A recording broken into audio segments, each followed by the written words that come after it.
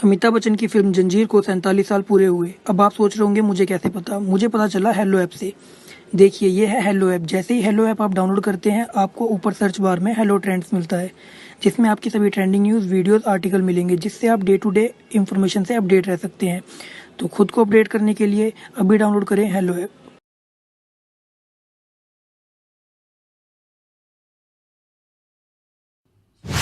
स्वाति के घर की घंटी बजती है।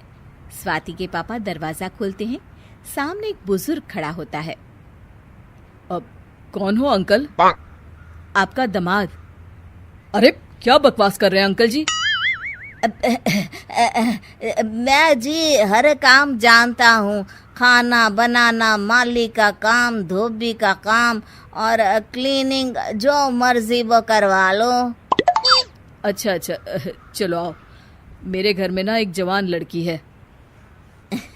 तभी तो मैं घर में आ रहा हूँ।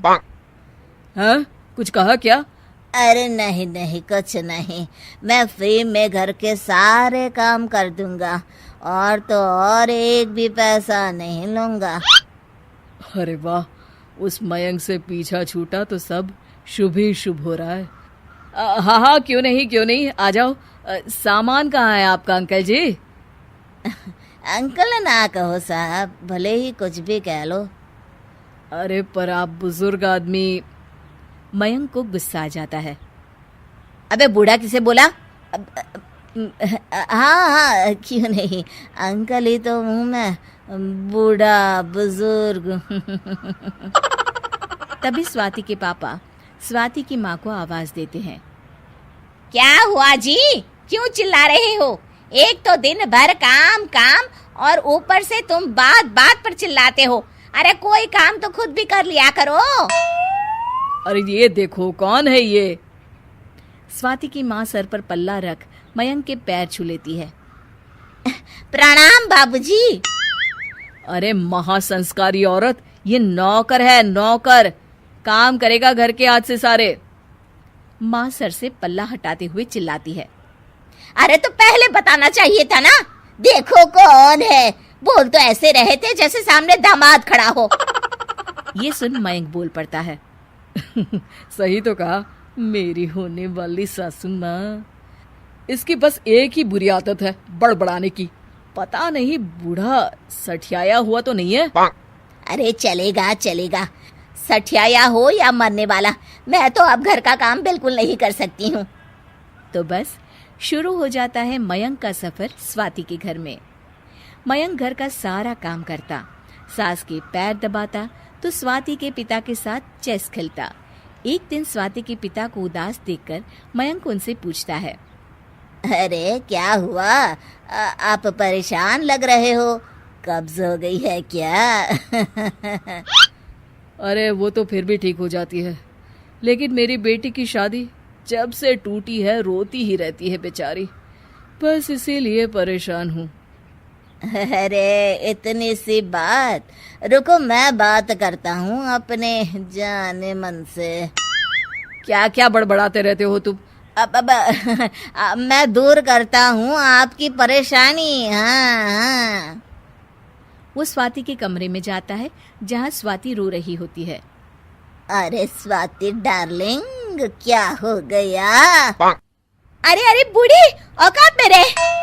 मयंक नकली बाल निकालकर उसे दिखाता है कि वो कोई और नहीं बल्कि उसका मयंक ही है। वो स्वाति को पूरी बात बता देता है, जिसे सुन स्वाति खुश हो जाती है। एक दिन स्वाति के पापा फिर परेशान होते हैं। अरे अब तो बेटी को खुश कर दिया ससुर जी, अब क्यों परेशान हो?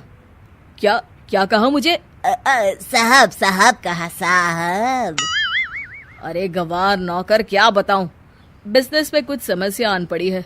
अगर सही समय पर सब ठीक नहीं हुआ तो मैं सड़क पर आ जाऊंगा। समझ में नहीं आ रहा क्या करूं। अरे इतनी सी प्रॉब्लम है, मैं हूं ना। ये बोलकर मयंक उनका लैपटॉप लेकर बैठ जाता है। थोड़ी देर में मयंक उनसे कहता है। आपके बिजनेस में तो बहुत समस्या है, मुझे थोड़े दिनों का वक्त दीजिए, मैं आपका एक भी पैसा बर्बाद नहीं होने दूंगा। अरे भाई पागल, किसी और को बनाना। जाओ सफाई करो। अरे हल्के में ना लो साहब, मैं जिनके घर में पहले काम करता था ना, वो बहुत बड़े बिजनेसमैन थे। बहुत कुछ देखकर सीखा है मैंने। अच्छा ठीक है भाई, हम भी देखें क्या सीखा है आपने। लेकिन कुछ ही दिनों में वाकई स्वाति के पापा का बिजनेस सही ट्रैक पर आ जाता है। अब तो स्वाति के पापा मयंक को बहुत मानने लगते हैं। अरे आज स्वाति को देखने लड़के वाले आ रहे हैं, खाने में कुछ अच्छा बना लेना।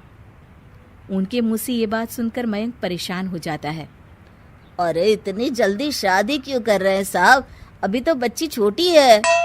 नहीं नहीं, अब ये रिश्ता फाइनल करके मैं तो अगले ही महीने इसकी शादी करवा दूंगा। लड़के वाले आते हैं। बेचारा मयंक हाथ में खाने की ट्रे लेकर जाता है कि तभी उसके हाथ से ट्रे लड़के पर गिर जाती है और मयंक के सर के नकली बाल भी गिर जाते हैं। अरे बॉस, आप यहाँ नौकर का काम क्यों कर रहे हैं? मयंक जल्दी से बाल लगा लेता है, लेकिन लड़का जो कि मयंक के यहाँ नौकरी करता है वो उसे पहचान लेता है। अरे बेटा सिद्धार्थ, तुम इस नौकर को बॉस क्यों बोल रहे हो? मैं आपके लड़के से शादी करने को तैयार हूँ। तभी लड़की की माँ कहती है, अरे बेटा जरा इनकी लड़की देख तो लो, तब हाँ कर देना।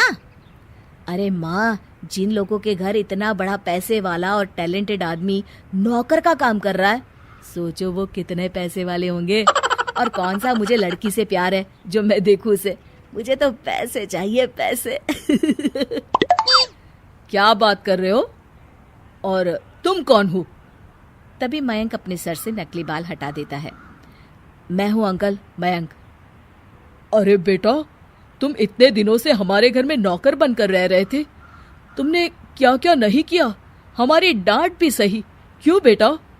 अंकल, मैं आपकी बेटी स्वाति से बहुत प्यार करता हूँ, उसके लिए मैं कुछ भी कर सकता हूँ। प्लीज आप उसकी शादी मुझसे करवा दीजिए। हाँ बेटा जरूर, मैं भी ऐसे ही लड़के को अपनी बेटी का हाथ दूंगा जिसे मेरी बेटी से प्यार हो, ना कि पैसे से।